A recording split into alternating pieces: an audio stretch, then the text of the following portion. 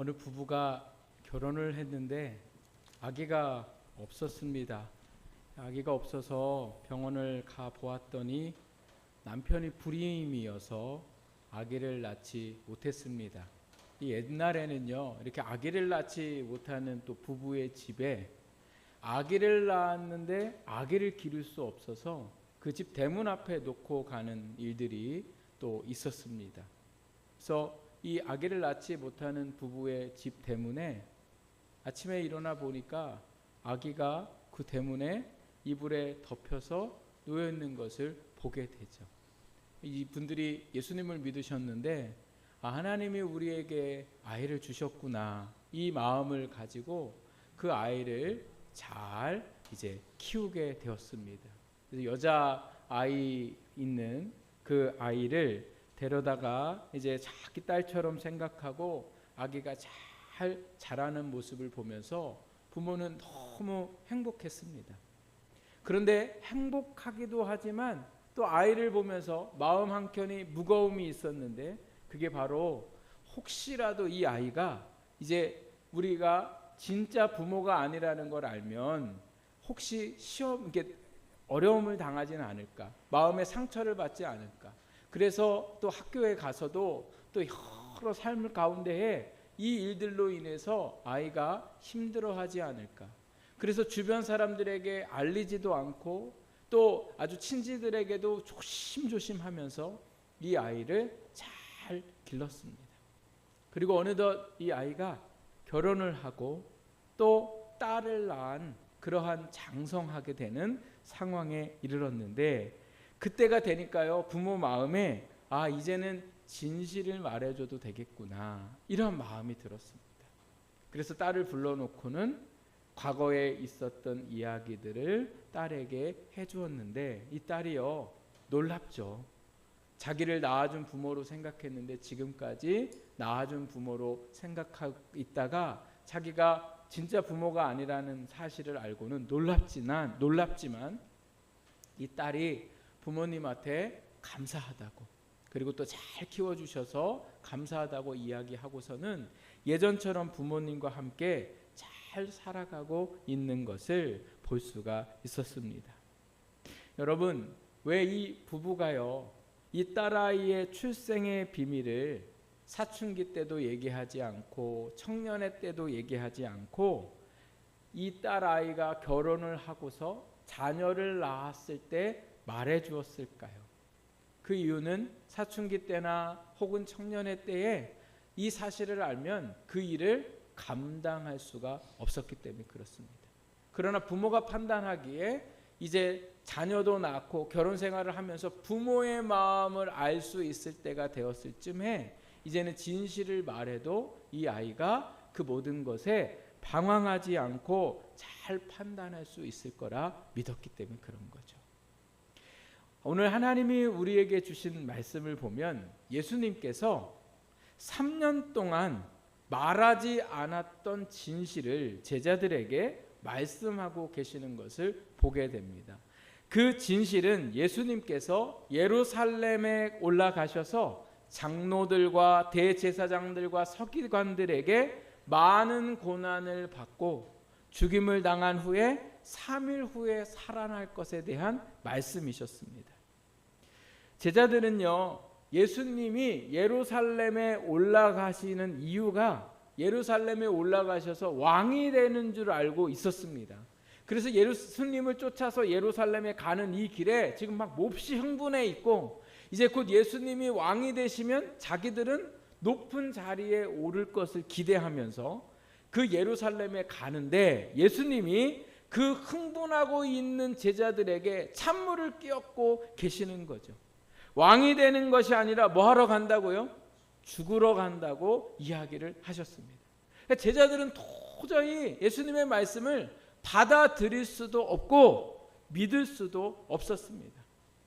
그래서 분명 예수님이 죽으신 후에 3일 후에 살아난다고 말씀을 하셨음에도 불구하고 제자들에게는 예수님이 살아난다는 이 말씀이 들어오지를 않는 거예요.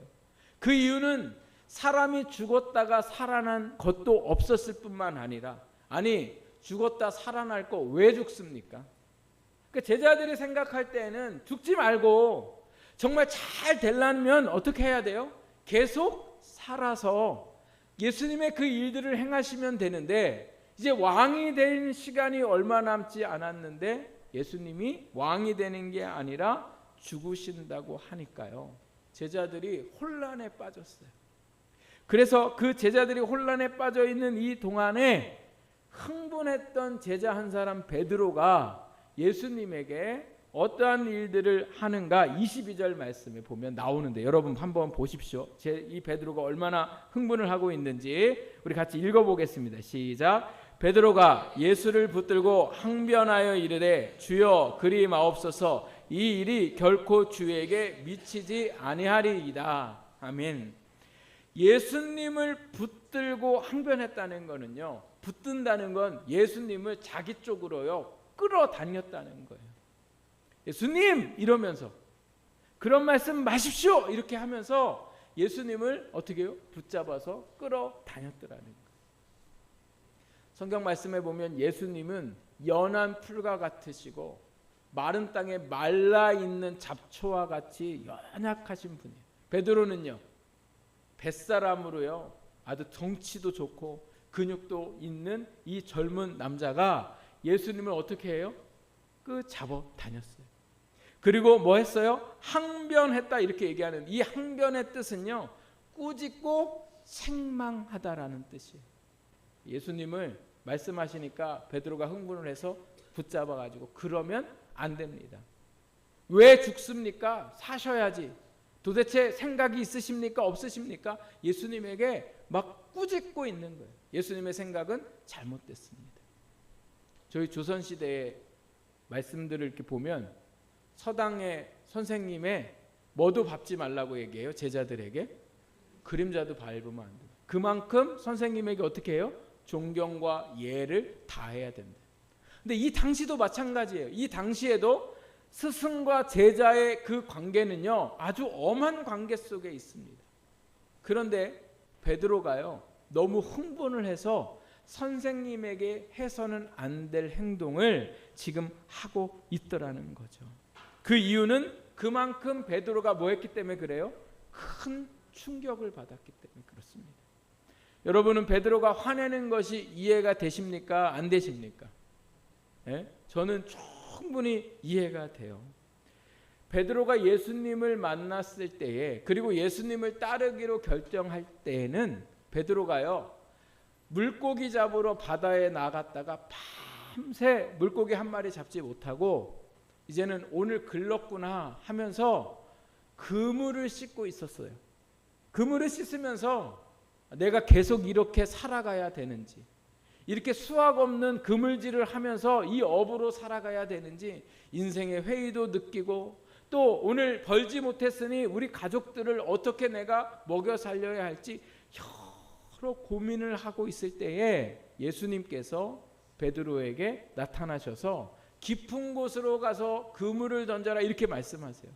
그리고 나서 베드로가 깊은 곳에 그물을 던졌다가 거두어 들였는데 물고기가 얼마나 많이 잡혔는지 베드로의 배뿐만 아니라 다른 사람의 배에도 물고기가 가득했더라는 거예요.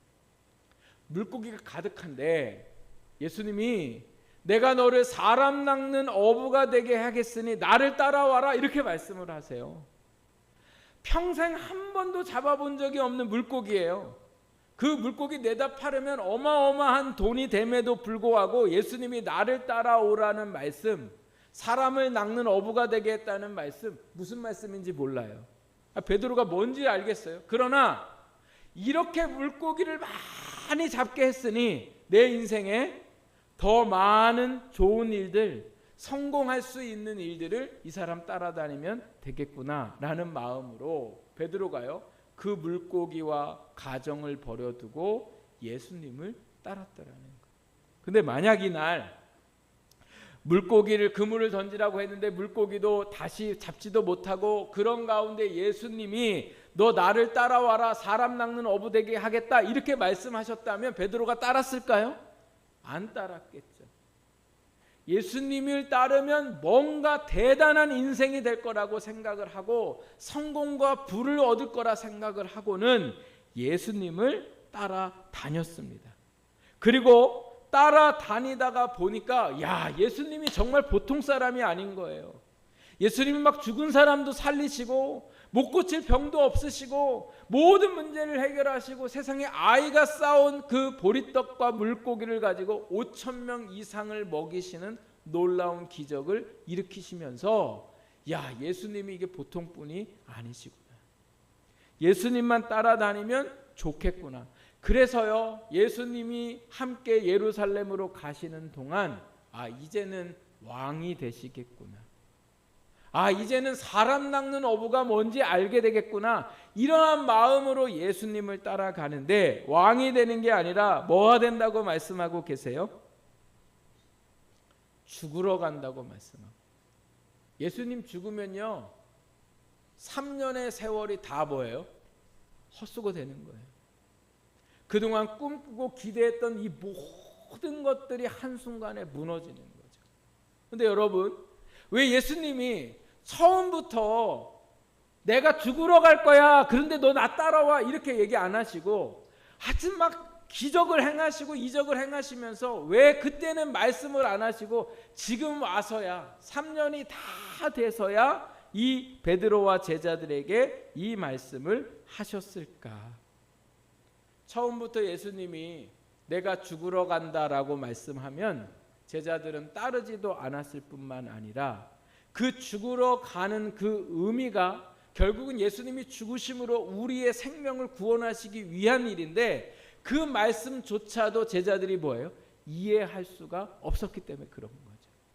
예수님이 죽어야 모든 사람들이 구원을 받는다는 그 하나님의 놀라우신 은혜를 깨달을 수가 없었기 때문에 그때는 말씀하지 않으셨다는 거예요. 그럼 왜 지금에 와서야 말씀을 하셨을까? 그것은 오늘 우리가 읽었던 21절 말씀에 나와 있습니다. 21절 말씀이 어떻게 시작이 됩니까? 이때로부터예요. 이때로부터. 이게 오늘 설교 제목이기도 한데 이때가 되었기 때문에 예수님이 자기의 죽음을 제자들에게 말씀하셨다. 이때가 언제냐면 21절 위에 있는 사건이 있었기 때문에 21절 위에 예수님이 제자들에게 말씀하세요. 너희는 나를 누구라 하느냐라고 물었을 때에 베드로가 주는 그리스도시요 살아계신 하나님의 아들이십니다. 이렇게 고백했어요. 여러분 한번 따라해 보세요. 주는 그리스도시요 살아계신 하나님의 아들이십니다. 한번 더 해볼까요? 주는 그리스도시요 살아계신 하나님의 아들이십니다. 여러분 믿으세요? 네, 이거 우리가 믿는 겁니까? 아니면 하나님이 우리를 믿게 하신 겁니까? 네, 하나님이 우리에게 이러한 고백을 할 수 있는 믿음을 주셨더라는 거죠. 그래서 예수님께서 이 고백을 한 베드로에게 17절에 보면 이렇게 말씀하시는데 우리 17절도 한번 읽어볼까요? 17절 예수께서 대답하여 이르시되 바요나 시몬아 내가 복이 있도다. 이를 내게 알게 한 이는 혈육이 아니요 하늘에 계신 내 아버지시니라. 아멘. 베드로의 이 주는 그리스도시요 살아계신 하나님의 아들입니다라는 이 고백은요 성경 말씀 중에 예수님을 가장 잘 표현한 고백이고 이 고백은 모든 교회의 고백이 되었고 모든 교회의 시작이 되었고 모든 성도들의 고백의 모범이 되는 고백이었다는 거예요. 이 놀라운 고백을 베드로가 어떻게 할 수 있대요? 혈육이 아니라는 건 사람으로부터 배워서 들어서 된 게 아니라 누구로부터요? 하늘에 계신 내 아버지로부터 베드로에게 이 사실을 뭐예요? 알리셨다 이렇게 말씀하고 있는 거죠. 그래서 이 놀라운 고백, 대단한 이 고백을 예수님이 베드로가 하셨음에도 불구하고 베드로를 칭찬하지 않으세요. 뭐라고 말씀하세요? 내가 복이 있다 이렇게 말씀하세요. 내가 복이 있다는 말씀은 무슨 말씀입니까? 아무도 이 사실을 알지 못했는데 하나님께서 너에게 이 사실을 알게 하셨으니 너는 복받은 사람이다. 이렇게 말씀하는 거예요. 여러분, 예수 믿는 복은 우리가 예수를 믿어서 성공과 출세하는 것도 그것도 큰 복이지만 오늘 하나님 나라 안에서의 복은 예수 그리스도가 누구인지를 알고 예수 그리스도가 누구인지 믿고 살아가는 것이 우리에게 복이 되는 줄 믿습니다. 그게 진짜 복인 거죠. 그거 진짜. 야, 나는 왜 이렇게 가난하게 사는데 저 사람은 어떻게 해서 저렇게 부유하게 살까? 야, 나는 이렇게 병들어 살고 있는데 저 사람은 어쩌면 죽을 때까지 건강하게 병원도 한 번도 안 가고 살아갈 수 있을까? 야, 참 어떻게 저 사람은 저렇게 복된 삶을 살고 내 인생은 왜 이렇게 저주받은 것 같을까? 이게 세상의 복이라면 오늘 하나님의 나라의 복은 우리가 가난함에도 우리가 질병 중에 있음에도 불구하고 예수님이 나의 구주시며 그분이 정말 하나님의 살아계신 아들이심을 믿는 것. 그 믿는 믿음이 우리를 살게 하시는 줄 믿습니다.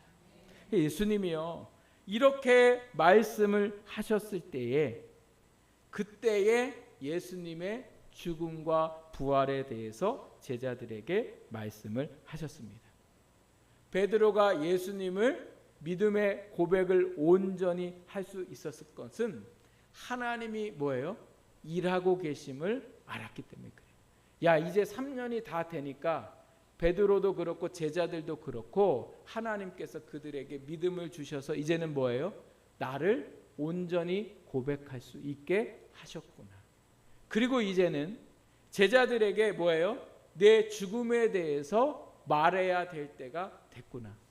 이제는 제자들이 예수님을 따라다니며 삶의 목적이 성공하고 출세하는 거였다면 이제는 이 제자들의 삶의 목적이 바뀌어야 되겠구나. 나를 따르고 내 죽음을 이해하고 나와 같은 삶을 살도록 이제는 때가 되어서 예수님께서 뭐예요? 그 말씀을 하셨더라는 거죠. 그래서 예수님이 죽음과 고난에 대해서 부활에 대해서 말씀을 하시면서 이제는 그들의 삶에 변화가 있어야 하고 그리고 삶의 목적이 바뀌어야 함을 제자들에게 말씀하기 시작하셨습니다. 그 첫 번째가 바로 오늘 말씀 속에 23절에 보니까 뭐라고 말씀하고 있습니까? 우리 23절 같이 한번 읽어보겠습니다. 예수께서 돌이키시며 베드로에게 이르시되 사탄아 내 뒤로 물러가라. 너는 나를 넘어지게 하는 자로다. 내가 하나님의 일을 생각하지 아니하고 도리어 사람의 일을 생각하는도다 하시고, 예수님께서 제자들에게 죽음과 고난에 대해서 부활에 대해서 말씀하시며 이제는 새로운 삶을 살아야 한다 말씀하세요. 그 새로운 삶은 뭐냐? 사람의 일을 생각하지 아니하고 하나님의 일을 생각해야 한다는 거예요. 베드로가 예수님의 고난과 죽음에 대한 말씀을 듣고 흥분을 해서 예수님을 격하게 꾸짖었습니다. 그 이유는 예수님이 죽으신다는 그 일들이 예수님을 걱정해서도 한 이야기지만 누가 또 걱정되기 때문에 그래요? 자기 자신이 걱정되기 때문에 그래요. 어떻게 보면 예수님의 걱정보다는 자기의 3년의 시간이 물거품이 될까 하는 걱정 때문에 예수님에게 그렇게 항의를 했더라는 거죠. 그때 예수님이 뭐라고 말씀하셨어요? 베드로에게 사탄아, 뭐라고 얘기하세요? 내 뒤로 물러가라 이렇게 말씀하세요.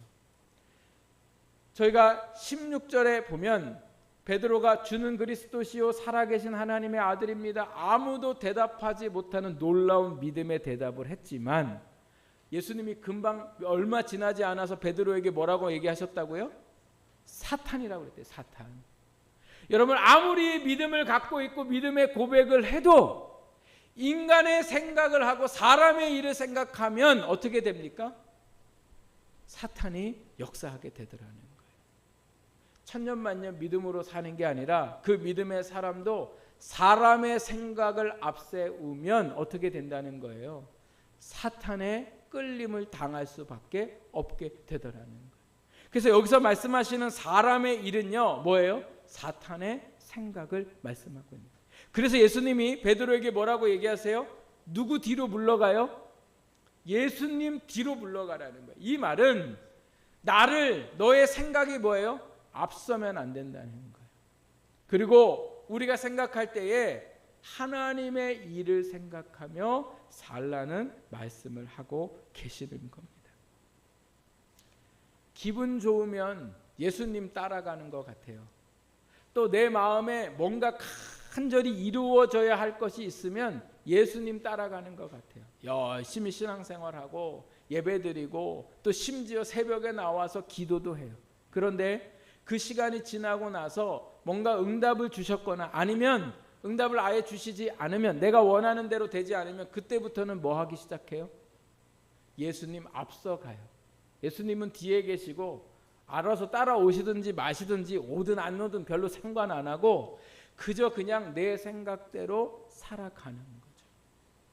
내가 하나님 안에서 믿음으로 살아간다는 거는요, 우리가 하나님의 말씀을 쫓아 살아간다는 건 내 많은 생각이 있지만 그 생각이 하나님의 생각이 아니면 우리의 생각을 어떻게 해요?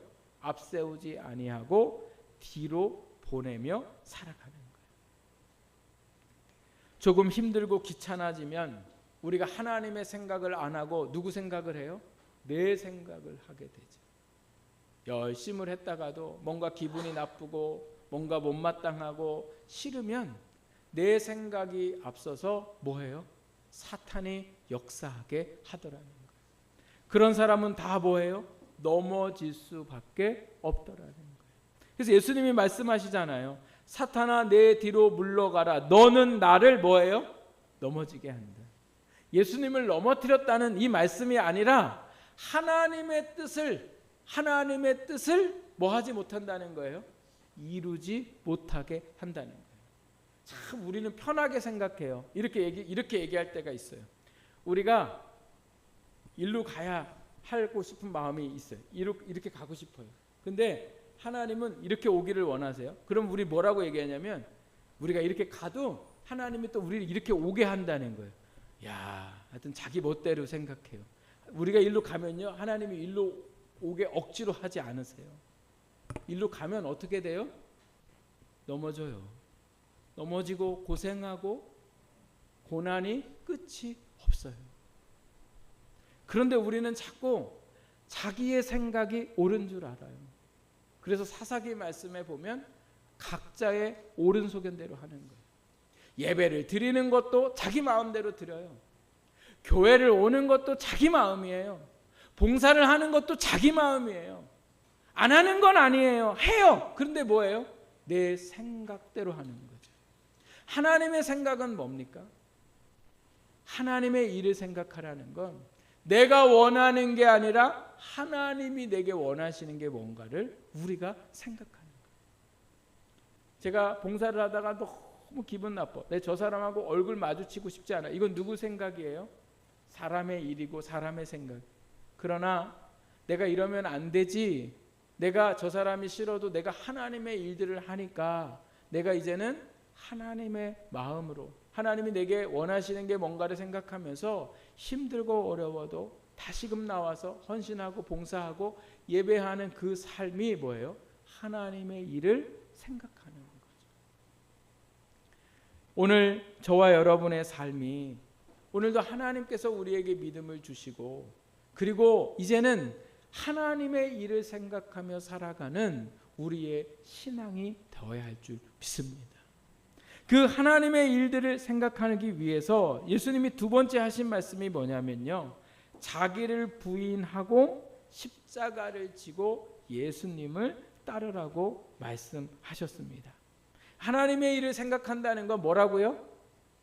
자기를 부인하는 거예요. 나를 부인한다는 것은 내가 원하는 것을 뭐예요?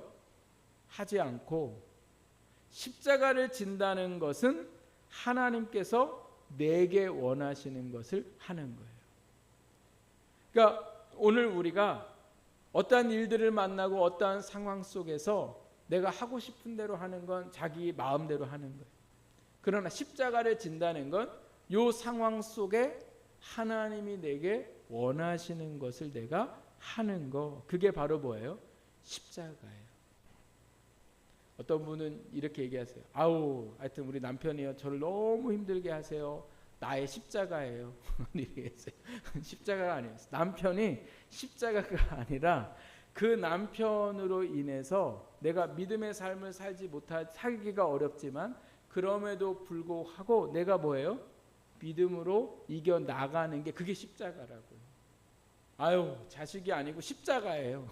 이렇게 얘기하잖아요. 그러니까 자식이 십자가가 아니라 그 일어나는 상황에 내가 뭐예요? 그 상황들을 믿음으로 살아가려고 하는 거. 그게 오늘 우리가 지고 가야 할 십자가라는 거죠. 어떤 분이 저를 만났는데 저한테 막 속상한 얘기를 막 하셨어요. 그리고 끝에 이런 얘기 하세요. 이상하네요. 제가 하여튼 다 하나님한테 맡긴다고 하고 그리고 말 안 하려고 했는데 목사님을 만나니까 나도 모르게 다 얘기했다는 거예요. 참 좋은 얘기인 것 같은데 그 얘기를 왜 나한테 했을까? 그러면서 이래. 내가 하지 말아야 할 말을 목사님한테 다 했다고. 네? 여러분, 하지 말아야 한다고 생각하는 거, 그게 바로 뭐예요? 자기 부인이죠. 그런데 하지 말아야 된다고 생각하는 게 내 부인이지만 막상 누군가를 만났을 때 하지 말아야 될 말을 하는 건 부인한 거예요? 못한 거예요? 네, 못한 거죠. 하나님 안에서 교회 봉사를 하다가 또 오늘 우리가 직장에 나아가서 오늘 얼마나 힘들고 피곤한 세상 속에 우리가 살아갑니까? 그러다 보니까 믿음으로 살아가기가, 나를 부인하기가 너무나 어렵습니다. 그럼에도 불구하고 오늘 우리가 어떻게 해요? 나를 부인하고 내 형편과 사정을 부인하고 우리에게 주신 십자가를 지고 주님을 따라가는 우리의 삶을 살기를 주님이 원하셨더라는 거예요. 왜 이러한 말씀을 하셨을까? 왜 그렇습니까? 그래야 우리가 살기 때문에 그렇습니다. 예수님이 십자가에 죽으시는 이유는 우리를 살리기 위해서예요. 하나님의 생각이 아니라 내 생각이 우리가 살아가는데 얼마나 중요합니까? 또 나를 부인하는 것보다 십자가를 지고 가는 게 얼마나 괴로움입니까? 근데 그 하나님의 일을 생각하는 것이 우리를 살리는 일이라 말씀하시고, 또 나를 부인하는 것이, 그리고 십자가를 지고 가는 그 고난이 우리를 살리는 일이라 말씀하십니다. 이제 말씀의 결론을 맺으려고 하는데요. 오늘 결론의 말씀이 25절에 나와 있습니다. 25절 여러분 우리 같이 한번 성경을 보시고 함께 말씀을 읽어보겠습니다. 시작. 누구든지 제 목숨을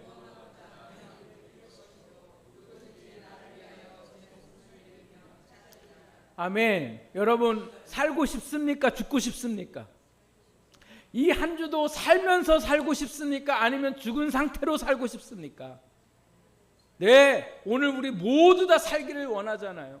우리의 상황과 형편은 어렵지만 그 상황과 형편 어려운 가운데에 내 마음이 살아서 천국의 기쁨을 누리며 하나님이 주시는 소망 가운데 살기를 원한다면 여러분 오늘 이 말씀을 기억하십시오. 오늘도 내 생각이 아니라 하나님의 일을 생각하고 내가 원하는 것이 아니라 내 원하는 것을 죽이고 예수님이 원하시는 십자가를 지고 주님을 따라 나아갈 때에 오늘도 우리가 주 안에 살게 되는 줄 믿습니다. 이제 때가 되었습니다. 가을이 되면 선선한 일들이 오고 우리의 옷을 다시금 갈아입듯이 오늘 하나님께서 우리의 삶에 은혜를 주시고 예수님을 고백할 수 있는 믿음도 주셨습니다. 우리 스스로는 부인할 수도 없고 우리 스스로 예수님의 주신 십자가를 질 수도 없지만 하나님이 그 일들을 행하실 것을 믿으십시오. 베드로가 잘나서 예수님을 고백한 게 아니라 하나님이 베드로에게 고백하게 하셨듯이 오늘도 우리를 부인하게 하시며 십자가를 지고 그 길을 걸어가게 하실 줄 믿습니다. 그래서 그때까지 기다리는 게 아니라 우리가 이 말씀을 믿고 힘들고 어렵지만 나를 부인하려고 하고 내 생각을 하나님의 생각 앞에 내려놓고 우리의 삶을 살아갈 때에 이때로부터 예수 그리스도의 구원의 놀라우신 은혜를 누리며 살아가게 하시는 그 축복이 저와 여러분에게 있을 줄 믿습니다.